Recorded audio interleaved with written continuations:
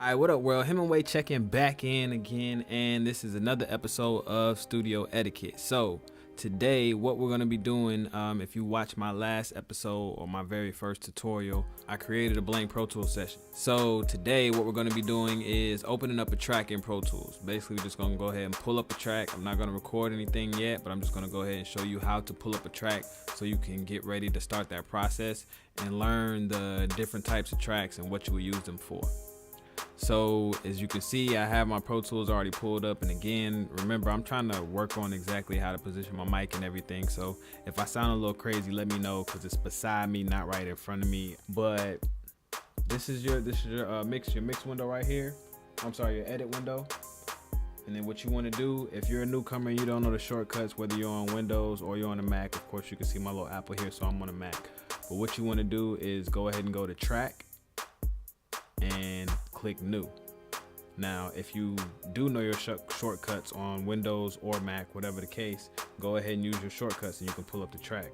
For the Mac, it is Shift Command N, and for Windows, if I'm not mistaken, it's Shift Alt N.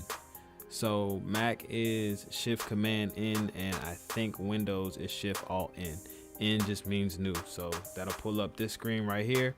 Once you get this screen, you have the option to create one track, or you can do however many you want. Like I just typed in 10, so that's 10. I definitely don't need 101. You can do mono or stereo. Those are only two types of tracks that you're gonna have: mono or stereo. Mono means one track, or stereo means the track is gonna be split into two and the sound is gonna be split into two. You have an audio track, which is just whatever sound. Most of the time when you pull in a beat, it's gonna come up on an audio track when you import it. You have a aux input. Your aux input is basically just like a aux send or a bus track, and that's what you would use to send plugins, EQs, things like that, to send that effect on other tracks without putting the plugin on every single vocal you record or every single instrument you record.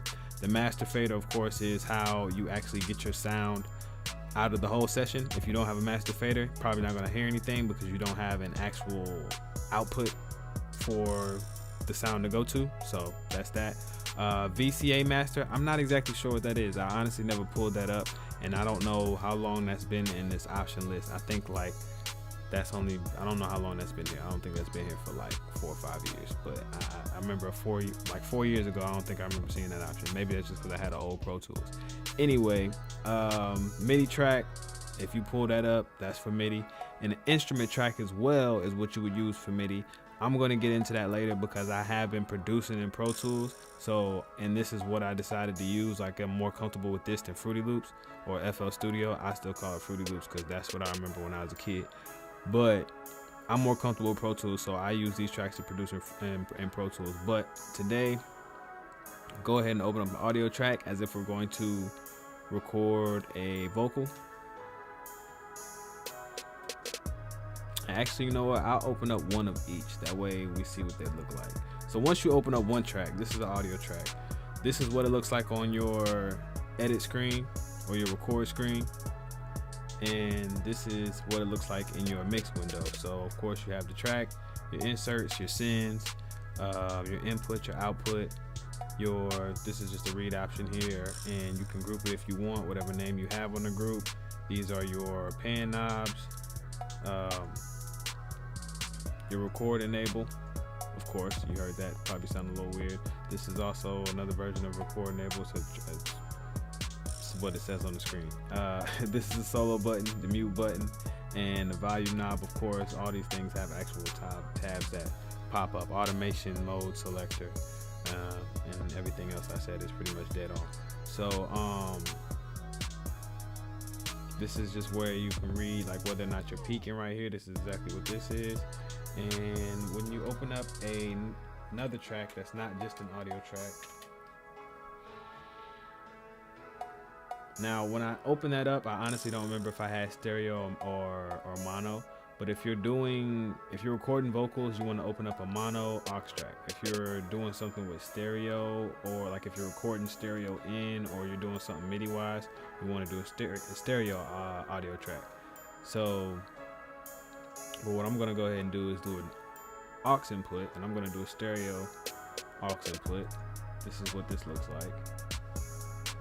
And just to show you the difference between, so yeah, the first audio track I did was actually stereo, so that's why you see two of these. So I'm gonna make that actually a mono one so I can show you the difference between a mono and a stereo track. So we're gonna do a mono audio track, boom. They usually are already generating these colors. If you're using Pro Tools, they generate these colors. If you're using another platform, whenever you create a new track, it's going to generate however it generates, and then you can always usually change the name to whatever you're recording, whatever you're doing. You know, you can always use that tab to do that as well. So this is a mono audio track, one knob, left, right, left, right. So, and this is, like I said, a stereo track, so that has two knobs. That's the difference between the two things and how they look on screen. This one, as you can see, has a record enable button. I can enable it and record sound. This one, however, does not, because the way it's set up, it's an aux input, so therefore it's not going to be recording any direct sound. It's going to be used to kind of adjust and affect the sound. So that's why it has this track, and like right here you see this little meter and everything. And I wanna show you what the actual wave would look like, the waveform, but I'm not gonna do that right now because I don't want to record anything. So the next track would be a master fader. The master fader is always going to be a stereo track. I don't even know if it'll let you do a mono master fader. I guess it will. But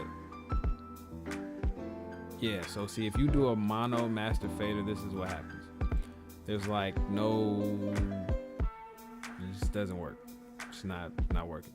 So even when I click on, like, it comes up automatically as no output. When you do a stereo master fader, which is how it's always going to be, that will actually give you an output, and those same buttons on this track will look completely different. They'll all be highlighted and enabled, so you can actually use it, and this will actually come up with an output. So make sure whenever you make a master fader, don't make the mistake of making it a mono master fader, because it's just not going to do anything. You're not going to have any output or any sound.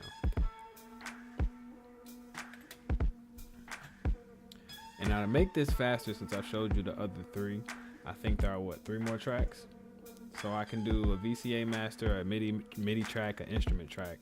To make this quicker, which the pros do, you would do, or actually let me correct that, make that one, and then you can just click add. And as you click add, you can make one track of each of these things that I just said are left. So this VCA master is just that. A MIDI track is just that, and the instrument track is a stereo. The instrument track always needs to be a stereo instrument track because of the same thing as far as sound goes. This is whenever you're going to be actually using a live instrument or possibly MIDI, and that's why you want that to be stereo. I was not aware that these two like cancel themselves out when you select them. So we're gonna see what these two look like. I pulled up the MIDI track before, but never the VCA master. So let's see what this is like. Alright, VCA master still comes up just like a blue tab. The MIDI track always comes up purple, from what I'm aware of. Your instrument track always comes up orange, from what I'm aware of. And your audio track is always blue, instrument track is always orange, MIDI track is always purple. The aux send or input is always going to be green like that, and VCA track comes up like that. I've never used it. Apparently you can record on this master. I'm not really sure how this works, but I'm gonna have to do some homework on the VCA master and see what that's about. It looks like it's just a different master, but because it automatically turns it into master 1, and this is master 2 now, when this was actually the first track I had up. So I don't know, that's weird. I'm gonna have to look that up. So you have all in all 6 tracks that you can pull up in Pro Tools, And for the most part, you have 6 tracks that you're gonna be able to pull up in any other DAW that you use. They might be named a little different. Like for instance, with the excuse my mic again.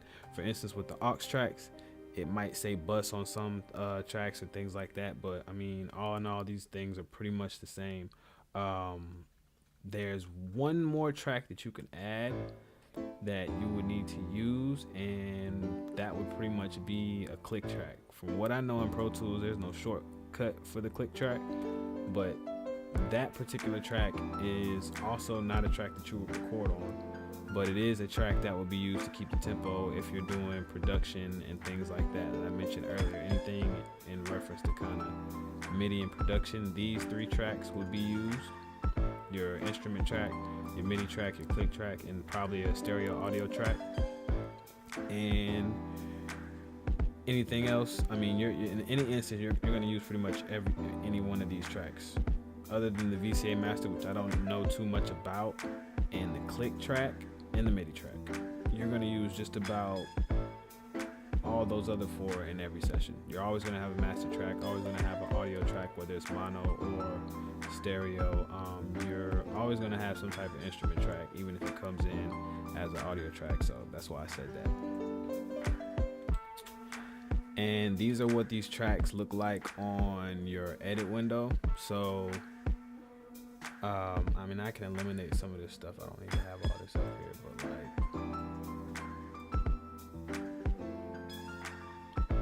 once you pull up the track, it's pretty much, they're all going to be blank, and depending on the type of track that you're using, again, if it's not a track that you can actually record something on, it's going to have one of these little lines in it. So don't freak out, don't be afraid, but just understand that you don't record on these tracks. These tracks are used to assist you with either sound or keeping up with tempo, or causing, or running an effect to another track. That's what these tracks are for.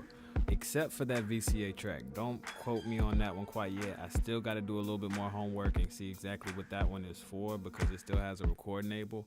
It's a little different, so don't quote me on that one. The MIDI tracks, or the instrument tracks, as you can see, it has keys on it. It's pretty much a piano roll, piano screen, and that's what those are for. Once you get into MIDI, you'll understand that, and you'll know why it comes up like that, but you can record on both of these tracks. And again, the audio track is just blank, so that's what you see from both screens.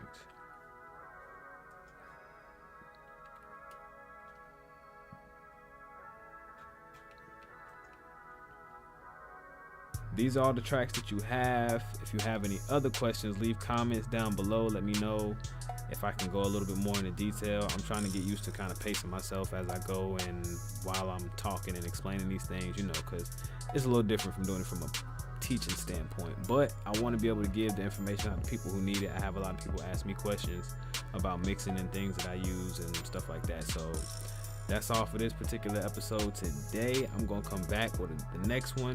We're going to go ahead and record, enable the track, and go ahead and get a little bit of sound, and I'll show you how the audio track and the master track work together so that you can get your sound and see what you got going on, so you can hear yourself like you hear me speaking right now. But make sure you subscribe, make sure you ring that notification bell so you can get all my videos going forward, and follow me everywhere at Hemingway III. Until next time, I'm out.